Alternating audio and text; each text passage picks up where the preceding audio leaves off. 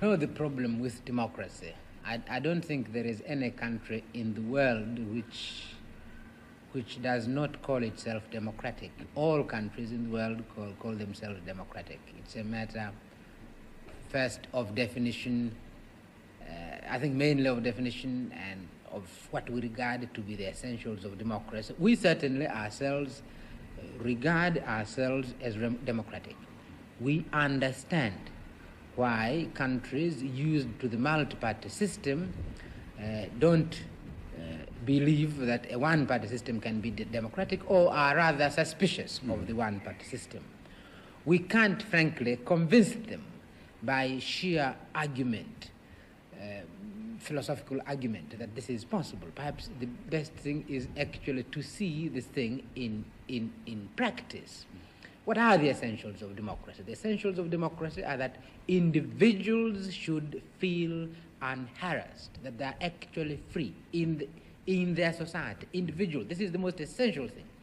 I never see why an individual should not feel free because of a machinery of election. And the two-party or the one-party is really basically a machinery of election. The second one, when it comes to machinery, is that an individual should feel a true choice of the people he wants to represent him in a government where it's no longer possible for people individually to participate in the government, that you have to select individual representatives. Now, sometimes you select parties, sometimes you select individuals. Now, frankly, I don't see why the thing cannot be democratic, simply because sometimes you select a party, which is what the Western countries usually do, and in our own case, you select an individual, the party being given, the party policy being given. So this is the kind of election we went through the other day, and we honestly believe we are independent, and we really ask the old countries at least to be democratic enough, to have a free mind, and to study the new experiments which are taking place in the rest of the world, and this experiment which is taking place in our. Good morning, Africa. Good morning, East Africa. Good morning, Tanzania. Good morning, Nairobi, Kenya. Good morning, Kampala, Uganda. Good morning, Kigali, Burundi. Kigali, Rwanda, Bujumbura, Burundi, DRC, Congo, pale Kinshasa, pamoja na huku Kivu, tukiteremka maeneo ya South Sudan. Good morning, Africa, Somalia. Good morning, East Africa. Good morning, Central Africa. Good morning, Africa. Good morning, South Africa, Botswana. Wananchi wa Botswana, tuseme tu ya kwamba tunawapa hongera kubwa kwelikweli kwa kufanya mabadiliko, kwa kuleta mabadiliko ya kihistoria katika nchi yao ya Botswana. Hiyo inaitwa ni democracy, democracy now, democracy Africa, democracy East Africa, democracy Tanzania. Good morning East Africa ni kipindi ambacho kimekuja zaidi sahizi, nafikiri ni zaidi ya mwaka mzima.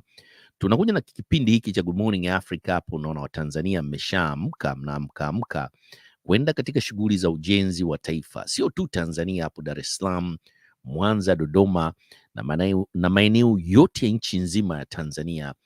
Good morning Africa, good morning East Africa, good morning ndugu zetu wa Zambia, good morning Malawi, kule maeneo ya Blantyre Malawi, pamoja na watu maeneo ya Lake Nyasa au Lake Malawi kama wenyewe wanavyoita, pamoja na kule maeneo ya Lake Tanganyika, ndugu zetu wa Bembe kule maeneo ya Lake Tanganyika. Hii ni American Swahili News pamoja na Swahili Villa Online TV. Tunakuja moja kwa moja kutoka katika studio zetu za East Africa. Uchaguzi Marekani kwanza. Hey, tulibidi tubadilishe kidogo title chini pale. Mtatuwia radhi. Kesho tutaendelea na segment ya Uraia Pacha Tanzania na maoni ya wanasiasa wa Tanzania. Lakini leo Good Morning Africa tunaangalia katika masuala ya usalama wa chakula, nafikiri food security katika bara la Afrika. Tumefuatilia kulikuwa kuna nini Des Moines, Iowa. Des Moines, Iowa ni mji ambao upo katika state au jimbo la Iowa. Ulifanya mkutano mkubwa ambao ulialika wadau wakubwa kulikweli katika masuala ya kilimo au agriculture dunia nzima, na Tanzania Rais Samia Suluhu Hassan aliwakilisha Jamhuri ya Muungano wa Tanzania pamoja na delegation yake. Hatujui alifuatana na kina nani, lakini balozi wetu hapo Washington DC alipata nafasi ya kumwakilisha waziri wa kilimo wa Tanzania Hussein Bashe. Good morning East Africa, good morning Tanzania hapo. Sijui kama mmepata hizi taarifa. Tulikuwa tuzirushe jana kwa sababu ya shughuli mbalimbali. Good morning Africa hatukuweza kipindi akiweza kuruka, lakini leo tumeweza kukirusha mara tu tulipopata nafasi, na tunataka tuunganishe na ka segment ka video ambapo kalikuwa kanazunguka kabla ya balozi wetu hapo Washington DC, ambaye kama yeye mwenyewe alivyozungumza katika panel ya discussion ya masuala ya kilimo kuhusiana na masuala ya sera katika masuala haya ya kujikwamua katika kujikimu katika masuala ya chakula hapo katika bara la Afrika, akimwakilisha waziri wa kilimo Hussein Bashe. Lugha iliyotumika katika forum hiyo ni lugha ya Kiingereza. Kwa tutamweka balozi wetu wa Tanzania hapa Marekani akijibu swali ambalo waziri wa kilimo wa Honduras aliliulizwa na akalijibu vizuri kweli kweli, pamoja na waziri wa kilimo wa Sierra Leone, naye vile vile alikuwepo katika mjadala huo, na Hussein Bashe alitakiwa kuwepo katika mjadala huo. Sasa hatuelewi ni kitu gani Hussein Bashe kilimfanya kutoka kuwepo katika hiyo forum. Aliwakilishwa na waziri na balozi wetu wa Tanzania hapo Washington DC, balozi Kanza, na balozi Kanza naye alijibu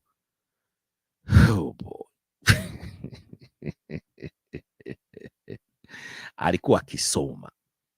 Sasa kama umesoma mambo ya waziri au kutoka katika Wizara ya Kilimo Tanzania, ina maana kwamba hayo mambo si ya ukuyaandika wewe.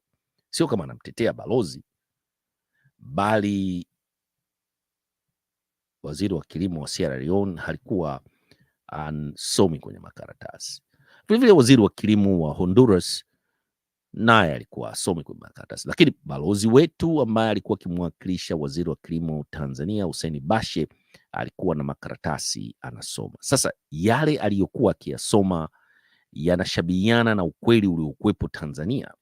Kwanza, hebu tucheze hii video, iko katika Kiswahili, ya mkulima wa korosho Tanzania, alafu tutamweka balozi Kanza akisoma makaratasi au maandiko aliyoandikiwa na balozi na waziri Hussein Bashe katika forum hiyo ya food security hapo Des Moines, Iowa.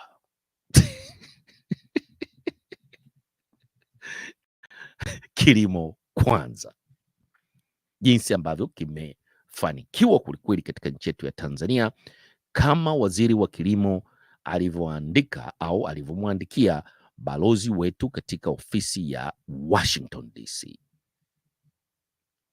Kwanza tuicheze hii video ya mkulima wa korosho Mtwara akiongea nini kumwomba rais wa Jamhuri ya Muungano wa Tanzania, ambaye alikuwepo katika audience hapo Des Moines, Iowa, akimsikiliza balozi wetu wa Tanzania balozi Kanza akisoma hiyo, tuseme ilikuwa ni kama hotuba, ambapo ilitakiwa kuwepo tu forum kama discussion kuzungumzia sera kama wenzetu wa Honduras pamoja na Sierra Leone jinsi ambavyo waliongea.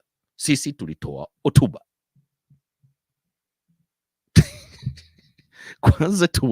Kwanza tumsikilize mkulima wa korosho uko Mtwara akipeleka ujumbe kwa Mama Samia, na hii video ilitoka kabla ya wao hawajaenda Des Moines, Iowa.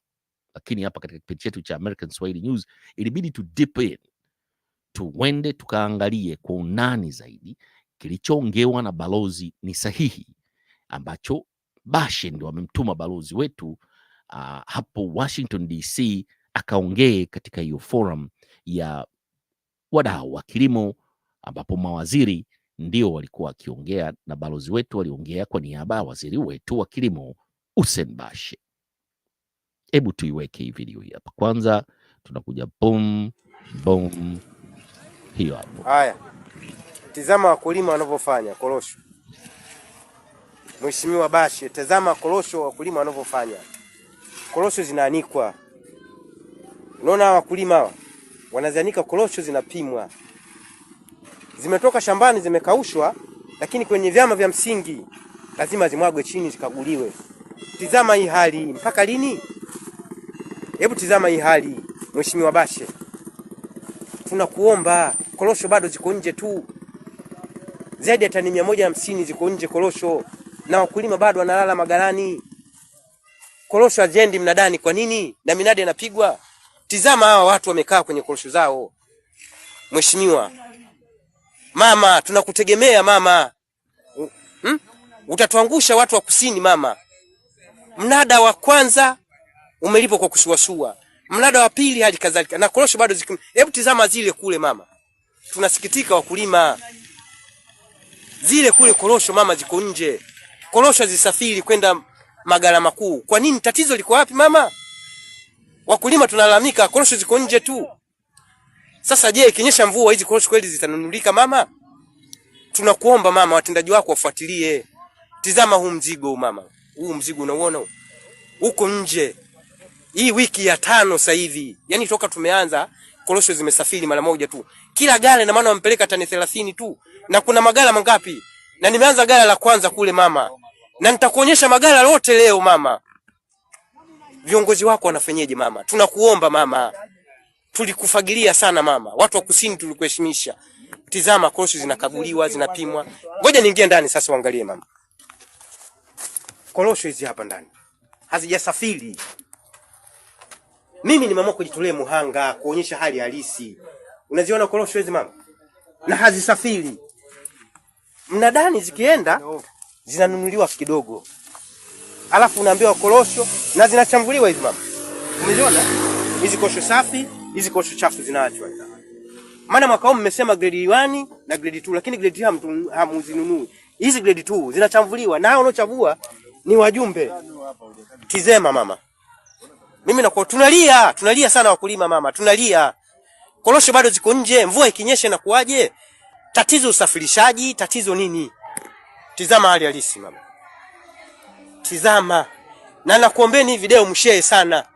Na nitapita magala yote. Korosho mpaka unaomba nyumba ya pili unakwenda kuziweka.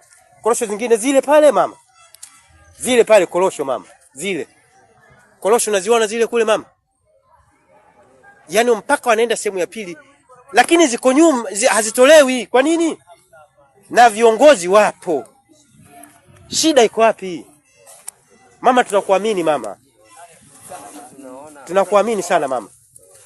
Na nitapita magala yote leo ya halmashauri ya Mji na Nyamba. Sina Nyamba tu. Karibu Mtwara vijijini, hali halisi ndio hii. Mama, tunakuomba mama. Na naomba hii video ndugu zangu ni mshare sana. Korosho mpaka nafikia tu sasa hivi magalani hazipokelewi. Wakulima wanalazimisha tu kuzipeleka korosho. Lakini hazisafiri. Tizama hizi korosho. Namna hii. Na kuonyesha mama, korosho hizi. Mheshimiwa Bashe, unaziona korosho zinaanikwa hizi? Nataka watu wanaongea na mama namna hii. Umeona korosho hizi mama zinaanikwa hizi?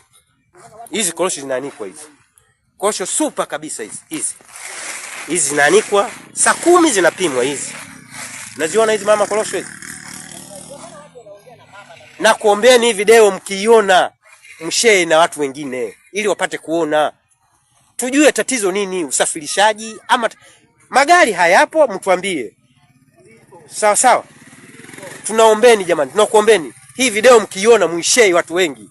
Asanteni. Kama kuna mtu nimemkwaza na kama kuna mtu nimemzuru, naomba nisamehe.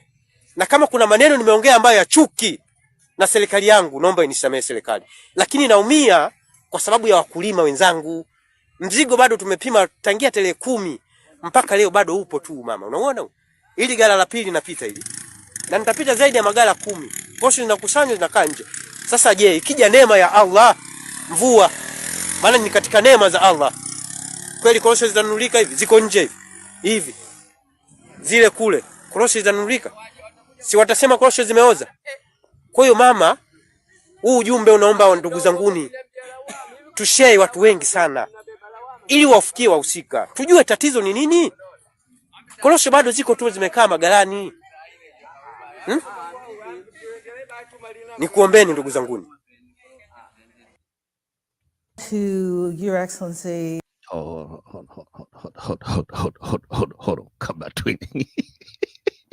kabla kabla hatujaenda kwenye swali aliyoulizwa Mheshimiwa balozi wetu ambaye yuko Washington DC akimwakilisha Hussein Bashe kwenye mkutano wa wadau wa kilimo duniani, Mama Samia Suluhu Hassan naye alikuwepo katika mdahalo huo kama msikilizaji na viongozi wengine. Bashe ameongea na balozi, nafikiri labda hizo ndo taratibu, na akaandika mambo mazuri kweli kweli kwamba yaliandikwa kwa Kiingereza na anasomwa kwa Kiingereza maridadi kweli kweli na balozi Kanza huyu, kwamba serikali katika initiative ya kilimo kwanza wakati wa kipindi cha Jakaya Mrisho Kikwete katika Southern Eastern Corridor ya Tanzania wamejenga infrastructure ya magala, wametengeneza mifumo mizuri kweli kweli ya kama alivyozungumza kwamba ukusanyaji wa mazao mbalimbali yakiwemo na korosho, sio tu korosho na mengine labda vitunguu, viazi, mchele. Na katika swala la chakula tuko vizuri kweli kweli Tanzania, na tunazalisha zaidi na kuweza kuuza tani nyingi kweli kweli katika nchi zingine za Afrika. Vile vile tunawasaidia. Serikali hii ya Mama Samia Suluhu Hassan chini ya wizara iliyopewa dhamana ya Bashe, Waziri Bashe, kwa kujenga magala na kuwa na mifumo mizuri kweli kweli chini ambayo inasaidia wakulima katika uendeshaji wa kilimo Tanzania. Nilivyomsikiliza balozi huyu ambaye mwanzo alivyoanza kujibu swali kwamba anavaa viatu vya waziri ambavyo ni vizito kweli kweli, na akiwa mbele yake anasoma makaratasi.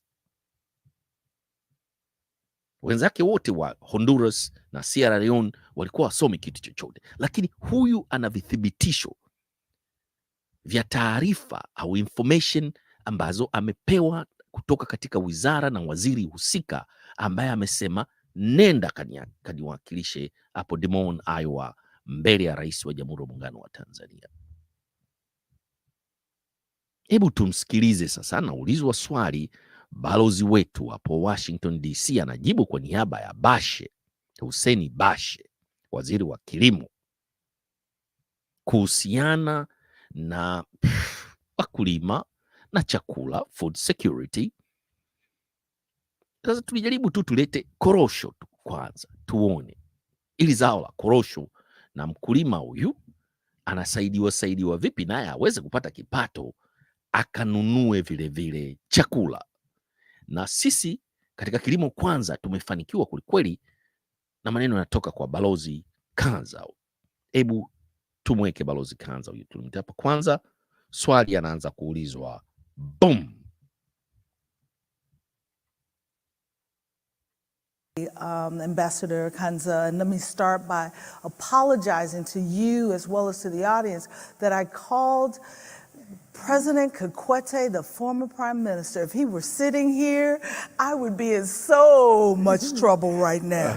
But I'm asking all of you, please don't repeat that, okay? Don't even share. So let me start by saying I am so sorry, because he is someone who I have a great deal of respect for. And let me then go directly to the question, because we've heard from West Africa and from Central America on how diplomacy affects the transformation of the food system to address the issues of food security and the sustainable development of our system. As a leader in East Africa, not just in your role here as ambassador, but in your previous roles, working with the president, how have you seen diplomacy play the role to help us achieve the goal that we're discussing here today? Thank you very much, Etherine. And allow me to begin by thanking the organizers for inviting the government of the United Republic of Tanzania to participate in this August gathering this year. congratulating the two winners, and also extending the sincere apologies that our Minister for Agriculture, who was supposed to be joining this panel, unfortunately could not arrive on time. And so I will do my best to step into his shoes. So building on the theme of partnership, at the outset, I want to start off by saying that we have deliberately embraced collaboration between the public sector and the private sector, both local and international, to help drive our efforts to attain food self-sufficiency. We currently stand at about 124% food self-sufficiency, and over the past 10 years, we have achieved 100% food self-sufficiency. There are a number of key initiatives that contributed to us attaining this self-sufficient status.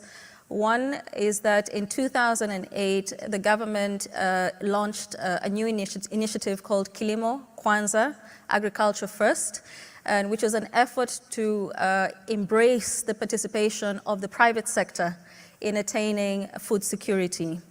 The same year, 2008, we also launched the Agricultural Sector Development Program. It's a 10-year program and essentially encompassing a combination of policy interventions and regulatory interventions as well as investments from the public sector. The second phase was launched in 2018 and is ongoing. Third is we launched flagship initiative focusing on the flagship initiatives focused on the breadbasket region of Tanzania, the Southern Highlands. This particular initiative was titled the Southern Agricultural Growth Corridors of Tanzania, and it was launched in 2010. And it built on Kilimo Kwanza by embracing the international private sector as well as other development partners. Under SAGCOT, the private sector has invested $1.3 billion, and this has complemented the government's investments in important infrastructure such as roads, electricity, communications, and irrigation that amounts to $5 billion. Over 900,000 smallholder farmers have been impacted so far, and we're still going. In addition to these initiatives, Tanzania has been leveraging diplomatic engagements, again, to address specific food security challenges in the country and region. Some examples of how we're doing this. One is taking part in regional initiatives addressing the issue of food security. This includes the African Union's Comprehensive Africa Agriculture Development Program, CAADP, and trade protocols under the East African Community, EAC, and Southern African Development Community, SADC, as well as the African Continental Free Trade Area. These regional and continental protocols and initiatives are necessary for food security as they facilitate food trade. We've also been participating and continue to participate in various bilateral and multilateral programs aimed at bolstering food security. For example, we're part of the USAID's Feed the Future initiative aimed at improving food security, nutrition, and ending global hunger.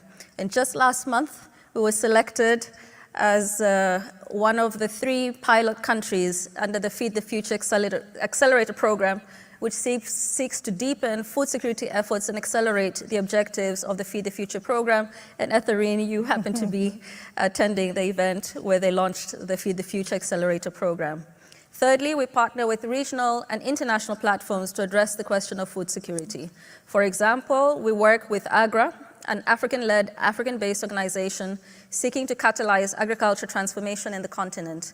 We're one of AGRA's leading partners in implementing the Food Systems Transformation Agenda, targeting 12 countries in Africa. AGRA is supported by various partners, including USAID, the Gates Foundation, MasterCard Foundation, and Rockefeller Foundation. Last year in September, Tanzania held AGRA's Africa's Food Systems Forum Summit, bringing together stakeholders in the agriculture sector to take action and share lessons that will move Africa forward with respect to meeting its food security objectives. And just over a week ago, Tanzania hosted a regional Poultry Futures Forum. So we're also serious about addressing and boosting food security by also tackling the livestock in the sector as well as fisheries sector. We also leverage international forums like the World Economic Forum. And lastly, we have been establishing special committees and joint permanent commissions to strengthen bilateral agricultural trade with neighboring countries. We have done this with Zambia, Malawi, the DRC, Zimbabwe, and Namibia. Most of these countries have been facing food shortages due to the adverse impact of climate change. For example, as these sisterly countries are faced with food shortages, Tanzania has agreed to supply a total of 650,000 metric tons of maize to Zambia, 500,000 metric tons of maize to DRC, and engagements are ongoing to help Namibia with 400,000 metric tons of maize. We have also agreed with the World Food Programme to supply maize to Malawi under humanitarian grounds. I get very excited. Oh.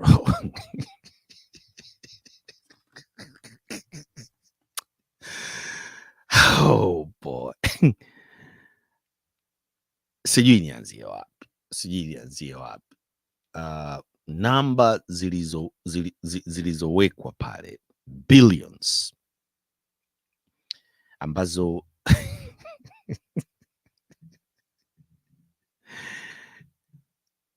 mmemsikia mkulima wa korosho.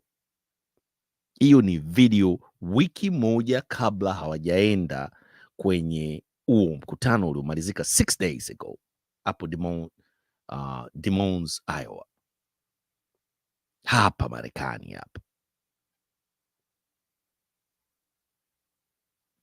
Balozi anatuletea namba na mafanikio toka 2008 mpaka 2019 na jinsi ambavyo wanashirikiana na haya madude makubwa kwelikweli, organization kama Rockefeller, USAID, na pesa ni nyingi kwelikweli, close to 1.5 billion US dollars. Wamejenga infrastructure za warehouses, wamebuild food system Tanzania, food system enterprises ambayo wapaka wakulima wa korosho wamefaidika kwelikweli. Mmeona video ambayo tumeonyesheni hapo mwanzo kabla tuyomweka Balozi Kanza ambaye anaongea, na kuna Rais wa Jamhuri ya Muungano wa Tanzania pale anapoongea, na hayo maneno anayoongea yameandikwa na Waziri wa Kilimo Hussein Bashe ambaye amecheck. Nenda kaongea.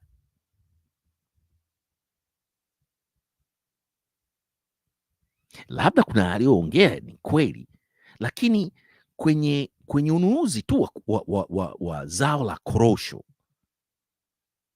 zero, lakini pesa anazozungumzia billions, na korosho zote mmeziona ziko nje, hazijanunuliwa, hazimove. Sasa hii infrastructure imejengwa wapi? Labda iko Mbeya, haiko Mtwara kwa wakulima wa korosho. Mimi sio msemaji wa korosho, mimi nimeshtushwa tu na hii forum ya waziri ambaye balozi wetu ambaye anamwakilisha waziri wa kilimo katika forum hiyo akilizungumzia swala hili kwamba tumefanikiwa kwelikweli na tumepiga hatua kwelikweli, na video mimi niliona kabla hii forum. Kwa hiyo nikashtuka kidogo. Tunadanganya mpaka Des Moines, Iowa. Je, mipaka ya kudanganya iko wapi?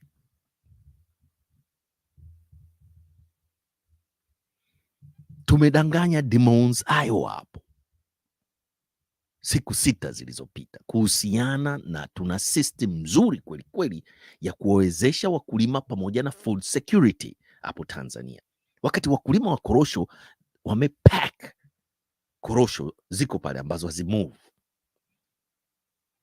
Lakini kuna initiatives zilizoanzishwa toka 2009 zinafanikiwa kwelikweli, na kuna program ya kusaidia vilevile kulisha nchi kama kwa mfano wenzetu wa Zambia na Malawi ambao wanakabiliwa na janga hili la climate change.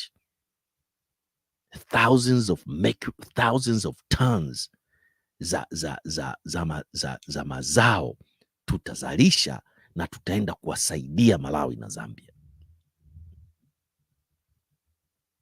Tumeshindwa kumove korosho zetu za wakulima wetu, lakini tuna uwezo wa kwenda kuwasaidia Malawi na Zambia. You go figure out. Des Moines, Iowa hapo wamemwacha waziri wa kilimo wa Honduras yule mama pamoja na waziri wa kilimo wa Sierra Leone hoi Tanzania.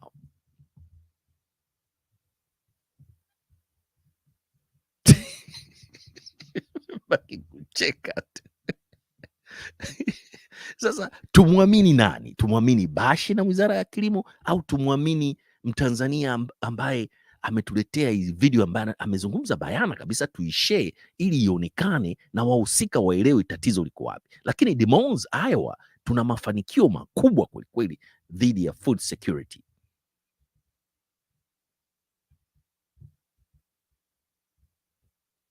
Tanzania ya leo.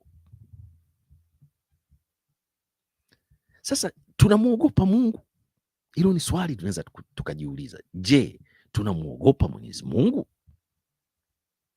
Mama Balozi, Mama Samia, huyu Mungu kweli tunayekwenda kumwabudu misikitini na makanisani, tunamwogopa? Mwomba Waziri wa Kilimo aje athibitishe yale yaliyozungumzwa Des Moines, Iowa, kama ni kweli au yana mapungufu, na aipinge hiyo video ya Mtanzania kule Mtwara. Hebu tuimalizie huu mdahalo hapa. Hebu tumalizie, turudishe pale. Mama anaendelea kuuliza maswali, yuko so excited huyo mwendesha mdahalo. Boom. When you say what the numbers that the country is providing to support the food security, not just of your own country, which is at 100%, as you noted for us, but for the continent. Yeah. Because we've heard speakers all morning talk about Africa's ability to feed itself and feed the world. And you're giving us examples of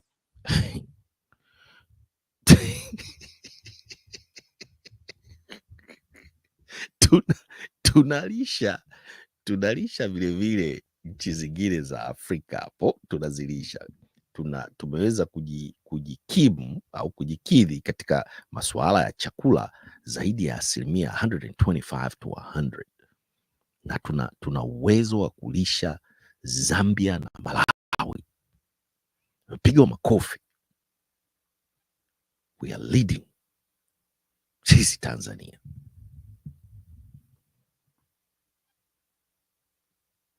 Watu wako so excited ukumbini, na vilevile Mama Samia nafikiri alikuwepo pale. Waziri Bashe anafanya kazi nzuri kweli kweli. Waziri wetu wa kilimo Hussein Bashe na balozi wetu anatuwakilisha katika kutoa namba hizo, 100% food sufficiency Tanzania, na tuna uwezo wa kulisha nje, na tuna uwezo wa kusaidia wakulima wa korosho, na tuko vizuri kweli kweli. Hebu tuendelee kuimalizia hii video. Hebu turudi pale. Boom, Abdushatri inaendelea. What is not something of the future, but what is happening today. So congratulations to you and to the country for that for your leadership and for the progress that you've made. Hongereni sana kwa kufanikiwa katika hii Kilimo Kwanza initiative, na vilevile kwa kuchukua mwongozo niseme au leadership katika kufeed Africa pamoja na food sufficiency kwa wananchi wa Tanzania na katika bara la Afrika. Hongereni sana sana sana. Watanzania wanakula mlo mmoja kwa siku. Hatuna program ya aina yoyote ya kusaidia Watanzania wasiokuwa na uwezo wa kula milo mitatu. Marekani tuna food stamp, tuna women infants children program inajulikana kama WIC, tuna SNAP, tuna Meals on Wheels.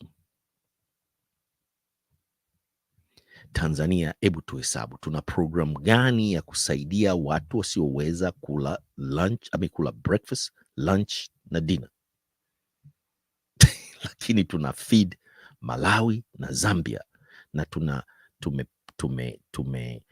cover 100% to 125%. George Bush alisema ni fuzzy mathematics. Zipo fuzzy mathematics.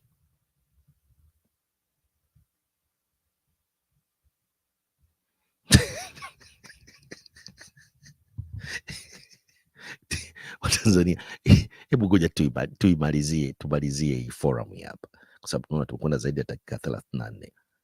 Mama, endelea kuuliza maswali. Hebu tumlete pale. Boom, shatri huyo. Each of you have given examples of initiatives and policies that support not just your diplomatic efforts externally but internally towards achieving the goal of food systems transformation. Give the audience one example of a priority policy or initiative that you've implemented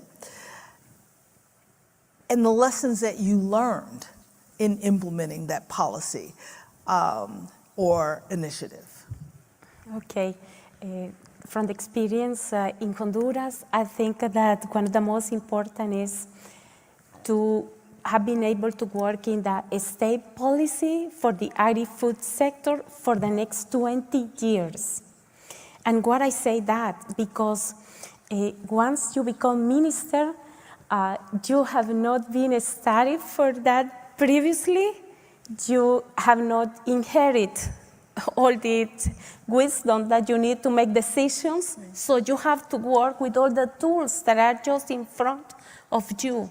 And having a state policy is one of the most important contributions, I think, because it organizes the work of the country in all the aspects.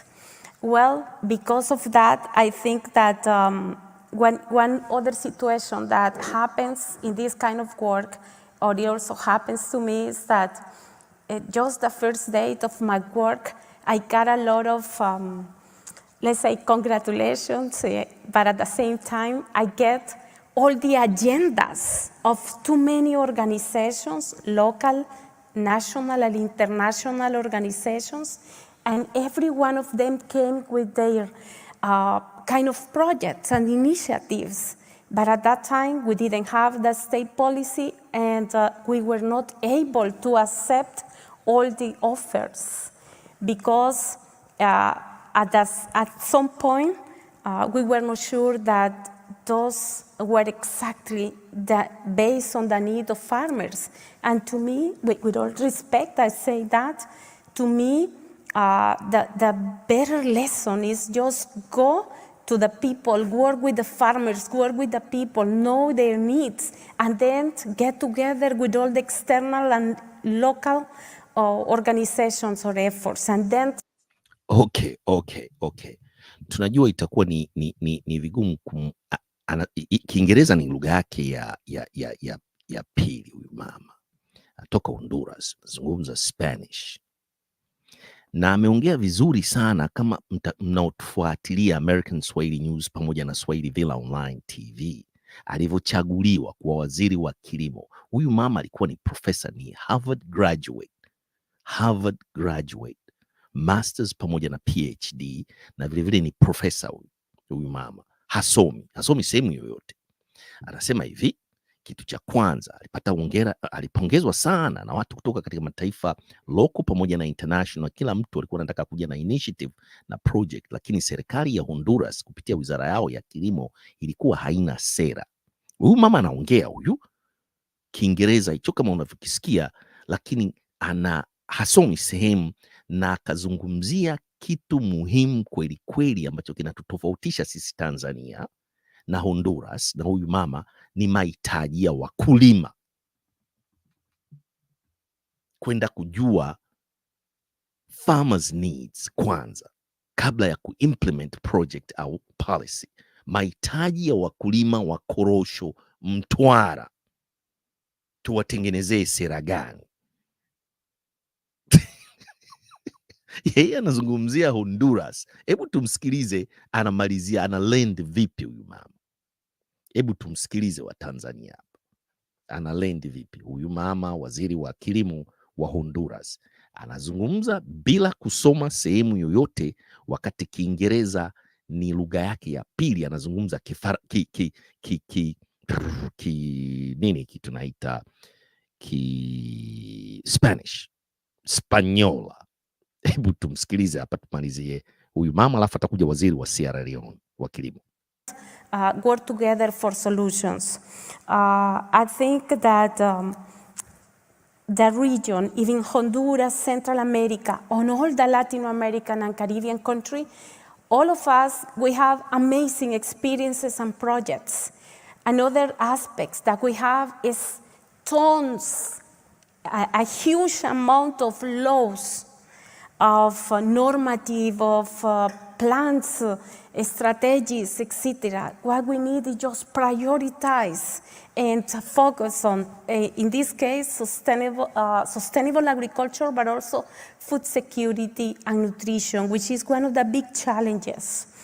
In addition to that, I think that one great example right now is the plan of action for food security and nutrition of the CELAC, the Latin American and Caribbean countries together. And in that plan of action that had been created for the last 5 years or more with the inputs of all the countries, we have like the objectives, we have goals, etc. And they are very organized or integrated with the Sustainable Development Goals. And they pay attention to zero hunger and eradicate poverty. So right now, each country, each Minister of Agriculture at each country is just reviewing what they have in their own country, and at the same time, planning for those who are not doing anything on that. But we are getting together, and right now we are having like an X-rays for what have been done. And we found out amazing experience in Dominican Republic, in Brazil, Colombia, Mexico. And then we asked ourselves, so why is that it's taking so long for us to come out of food insecurity? When there's so much happening in each of these countries. That is absolutely fantastic to hear you talk about how you work to hear from the different countries and their priorities so you can learn from one another. That is a really good lesson for this audience to hear.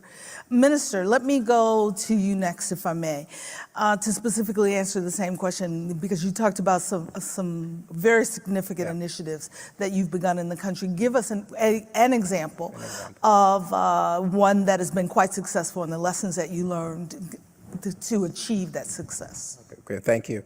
Before I do that, I really do want to also congratulate what they're doing in Tanzania. I think it's wonderful. It's a good example that if you stay focused, determined, you can achieve this. And Africa, we need these examples.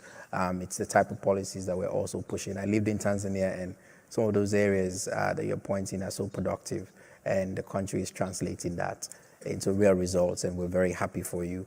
Also want to point out with AGRA, we're great, having great partnership with them.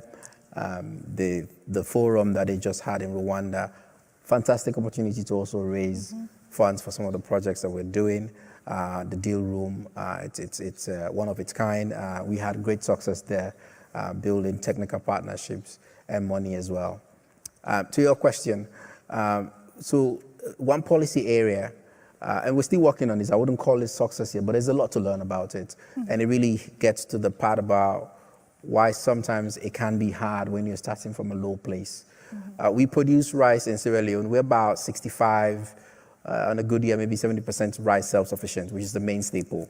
And I think we're really pushing to be able to make sure we hit that 100% mark. We spend over $200 million a year on that, just importing rice. But with the rice we produce now, it's more expensive than rice that is produced across the globe, transported and come to Sierra Leone. Reason being, fine, our yields are still low. Competitiveness is a problem because infrastructure and all of that. A policy we passed, when we talk to people that want to come and invest, they say, you've got to have policies that make it profitable for us to come and grow rice and sell in your country and elsewhere.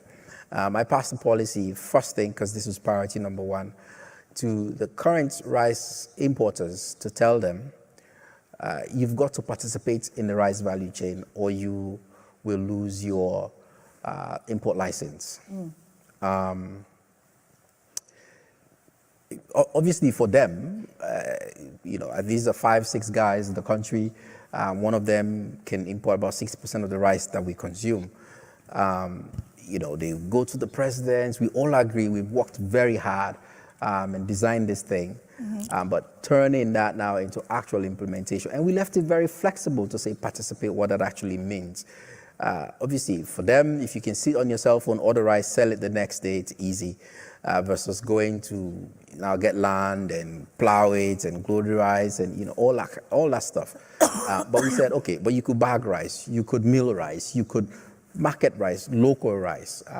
All we want is for you to mimic the quality that rice that you import with local rices produced here. So we've signed MOUs with them, but actually getting that done. Part of it is because we stopped short at getting their license because rice is our staple food. If you get the license, the price is gonna go up. And then people are gonna get in the street. It's the time they're having all this protest in Kenya. We're like, we can't call the shots on this thing because people are gonna get out there and riot. It's their staple. So it really points to, can we? And I think part of it is the bluntness of the policy tool that we used at the time. We did that because at the time we didn't have any import duties on rice that came into the country. Now that's been introduced. So we're tweaking this policy to say, fine, you can have your license, but you have to pay 10% import duty. But if you participate, you don't pay that. And I think we're really hopeful, they're really happy about that, that now we can finally get people coming in and participating. But it really speaks to how difficult it is to make hard choices when it comes to food, when you have cities that want to get cheap food that come from overseas, but the benefits that come from local production, you have to go through this hard. Haya, huyu ni waziri wa kilimo Sierra Leone. Anazungumzia policy ambayo wana matatizo ya kuagiza mchele kutoka nje, na serikali ya Sierra Leone kwa mwaka inatumia dola zaidi ya milioni 200. Na anasema kuna watu tu kama zaidi ya 6 ambao ndio wanafanya biashara hiyo ya kuimport rice, na wanataka waingize katika system ya kulima mchele pale pale Sierra Leone na kuwepo na kitu kinaitwa wawepo katika supply chain, logistics and supply chain pale, na kuhakikisha kwamba wanalipa, wanashiriki katika hiyo policy yao ambao wanaitengeneza ya kulima hiyo bidhaa pale pale ya mchele au mpunga na kufanya uwe mchele. Na kama watakuwa wanaagiza mchele kutoka nje, watalipa ile import duty tax itakuwa impose dhidi ya bidhaa wanazoziingiza. Lakini anasema wanazunguka mlango kama Afrika unavyojua, wanakwenda wanaongea na rais wa nchi yao ya Sierra Leone na yale ambayo wameyazungumza wameyafanya, lakini amesema bado wana tunaita nini hizi kwa neno la Kiswahili, challenges ambazo tunaweza tukasema kwamba ni neno la Kiswahili limetoka kidogo kuhusiana na challenges, na kuna matatizo, lakini wanajitahidi, bado wapo chini katika 70%. Hawajasema 100% to 125% na kuweza kulisha Afrika au West Africa. Hebu tummalizie huyu waziri, afa atakuja balozi wetu wa Tanzania ambaye anamwakilisha waziri wa kilimo. Tumsikie hapa naye atasema nini. Hurdles, and that's where we are. And that is probably a difficult lesson that I think I watched the other panelists nod. Making those hard choices when there are actors who have been in place a lot longer than you have been in post as a leader, but having the courage to do what is right for the long-term viability of the food system in your country. Same question over to you, Ambassador. You have... Swali hilo kwa balozi wetu wa Tanzania na anaulizwa. Hebu tumsikilize analijibu vipi kama waziri wa kilimo wa Honduras, mama huyo, pamoja na huyo kijana kwelikweli waziri wa kilimo wa Sierra Leone ambaye vile vile naye ni graduate wa Ivy League University hapa Marekani. Ivy League vyuo vikubwa hapa vya Marekani. Nafikiri naye ni Harvard huyo graduate. Huyo waziri wa kilimo wa Sierra Leone huyo ambaye mmemsikia akimaliza kuongea. Sasa balozi wetu Kanza huyo naye anajibu. We've applauded your success. Success doesn't come easy. Can you give us examples, an example of a policy or an initiative that required diplomacy to support the food systems transformation and the lessons that you learned, that your country learned? Sure. So let me pick up on the point that you discerned about Tanzania positioning itself as a regional food hub. And that comes with an ambitious target that we wish to achieve agricultural commodity exports worth $6 billion by 2030. Last year we hit 2.3 billion. As you're aware, for us to be able to grow our production and our exports, we have to spend money. And over the past 3 years, the Tanzania government has quadrupled the budget that's been allocated to agriculture. Bearing in mind the changes that climate change, or the challenges that it has brought upon us, about 1/3 of that budget allocation has been channeled towards irrigation, the other towards storage and warehousing, because we still face challenges with post-harvest losses. But more importantly, a theme that has occurred earlier is about the need to invest in research and development. And in that respect, we have to address the issue of productivity, because we will be producing more, but our farmers remain impoverished because productivity is low. And so part of the investments by the government in collaboration with partners, so development partners like the American government, but we also work with the private sector, NGOs, research institutions that have helped. Hold. Productivity is low.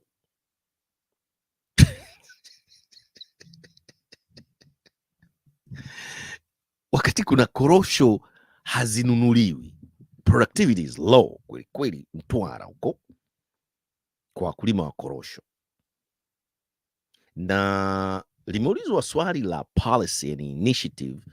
Balozi anazungumzia kwa niaba ya Bashe, huyu Bashe amemwandikia haya. Budget imekuwa increase quadruple.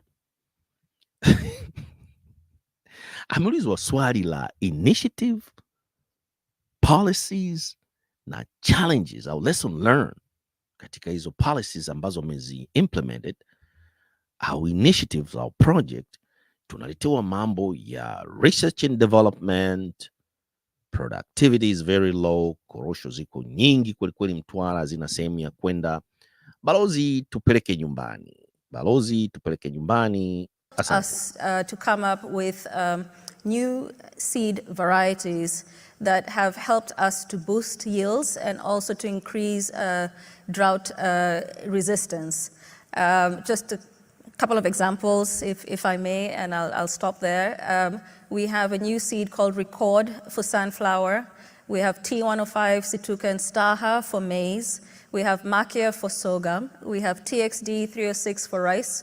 Many others for pulses. We lead in pulses production in Africa, as well as Tenera for palm oil.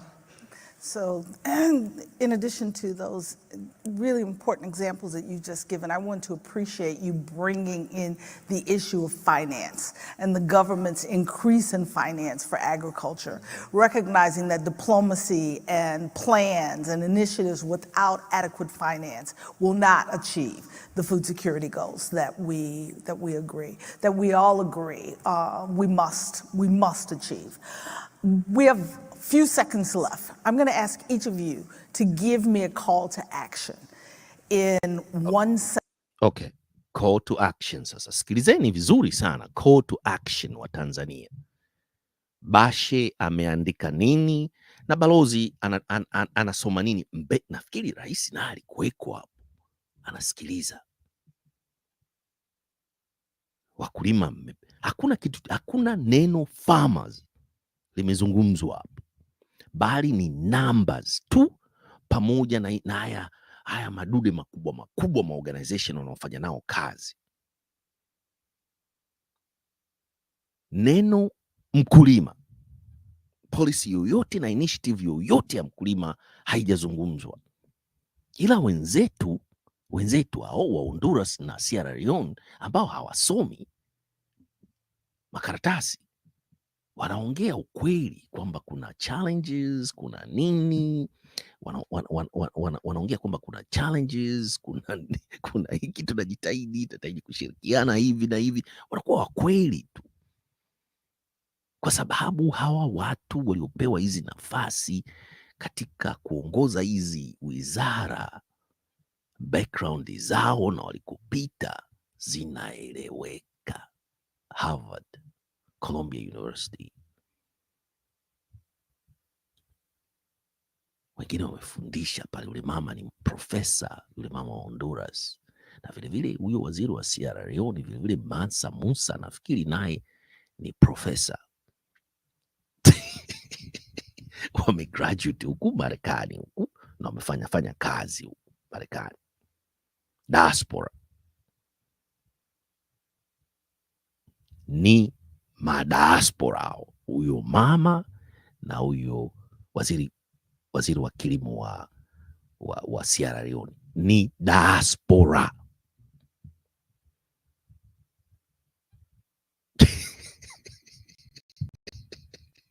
Ni madiaspora. Sasa tusikilize call of action. Sasa hapo ndo wanatupeleka nyumbani. Karibuni. So that the organizers will not pull us off the stage, that helps the audience to foster, to understand what we need to build diplomacy to support food security and a more sustainable food system. One sentence. What is your call to action? Okay, it's a long sentence. Okay, actually, I think that the call of action would be to put farmers first. It's reality, it's culture, it's content. Mpaka mimi mwenyewe nataka labda kutoa machozi. The call of action is to put farmers first. Hata neno first limenishinda kutoka. Tuweke wakulima kwanza, sio kilimo kwanza, wakulima kwanza. Bashe, Mama Samia Suluhu Hassan, wakulima kwanza, call of action. Mama waziri wa kilimo wa Honduras, huyo professor, Harvard graduate, diaspora.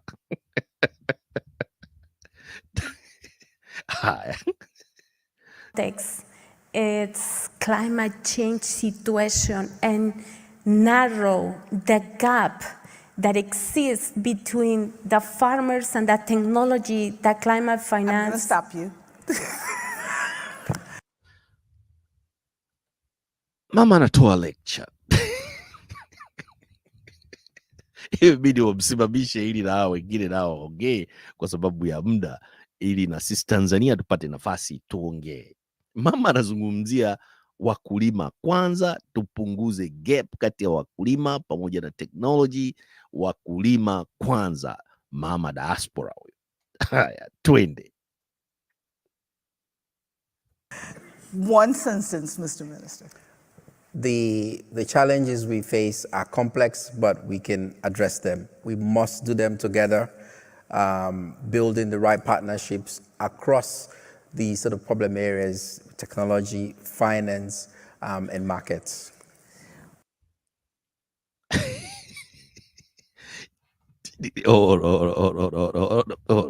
Changamoto ziko complicated.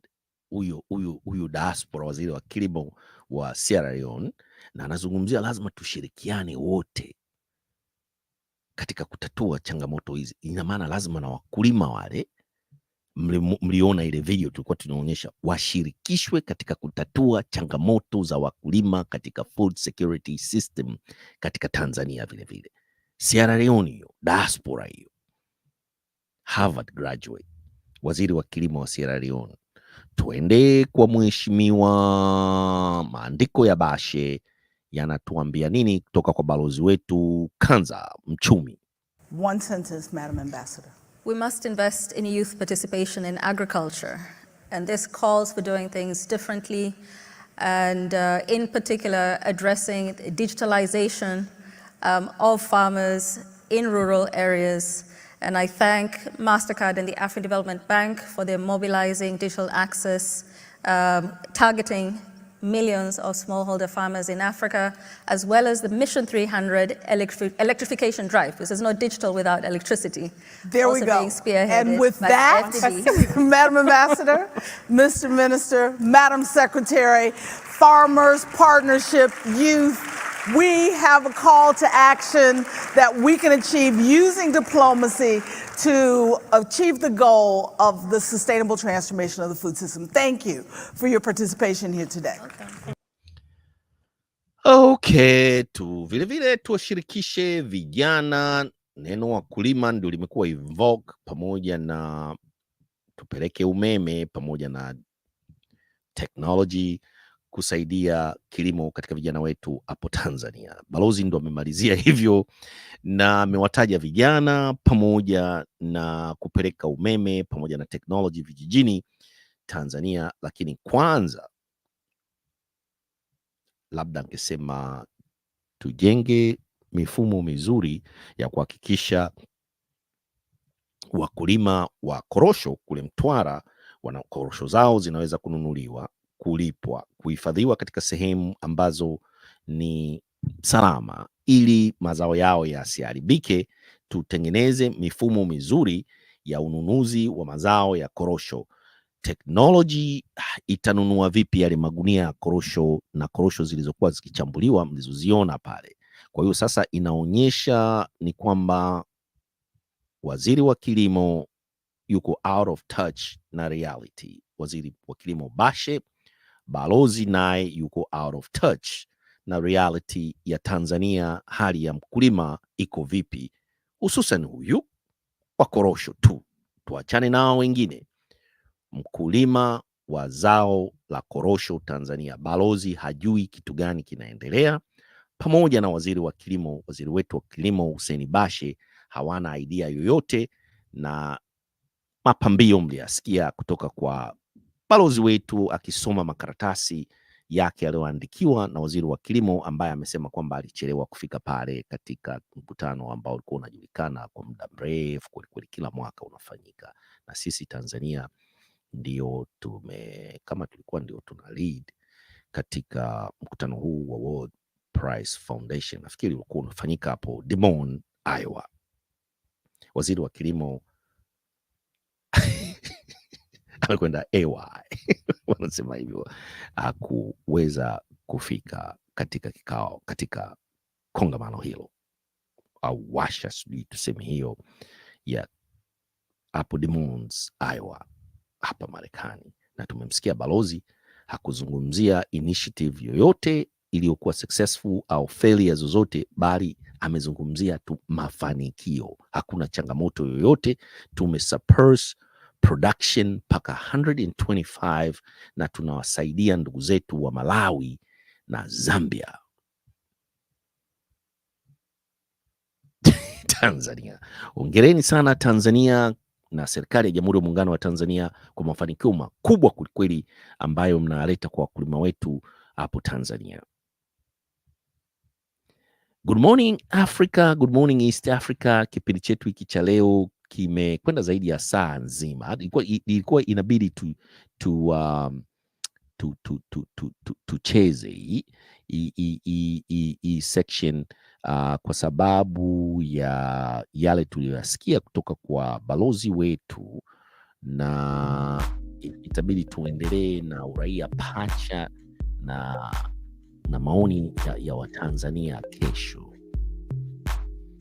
Kwa hiyo basi, kwa wale ambao hamjasubscribe, kwanza tuna siku moja tunakwenda kupiga kura ya kuchagua rais wa taifa hili kubwa la hapa Marekani tarehe Jumanne hii. Sasa hizi tushafika Jumatatu. Hii Jumanne inaokuja tunakwenda kupiga kura ya uchaguzi wa viongozi wetu hapa Marekani. Tutazungumzia kesho, pamoja tutazungumzia hilo swala la uraia pacha. Kwa hiyo basi, kwa wale ambao hamjasubscribe, endeni mkasubscribe American Swahili News pamoja na Swahili Villa Online TV.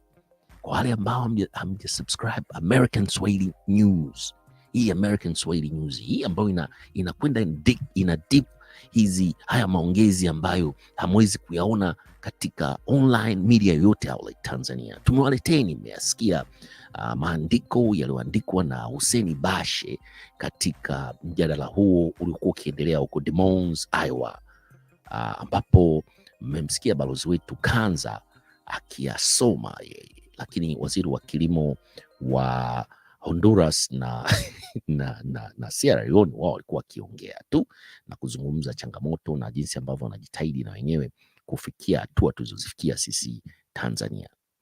Tanzania tumepiga hatua kweli katika kilimo kwanza. Kimefanikiwa kweli hapo Tanzania. Kilimo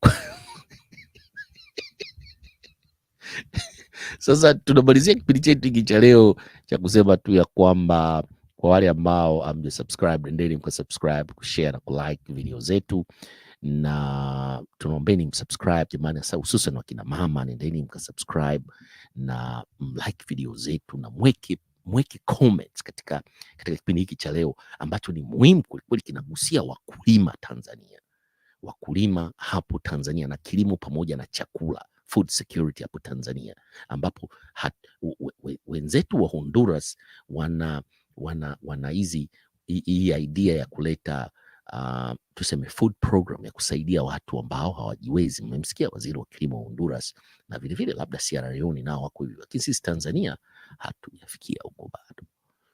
Tunazungumzia kuwauzia watu wengine, tuna chakula kingi sana hapa Tanzania. Tunamalizia kipindi chetu cha leo kwa kusema tu msahau kusubscribe, kushare na kulike video zetu. Tukisema peace tunasema sambazeni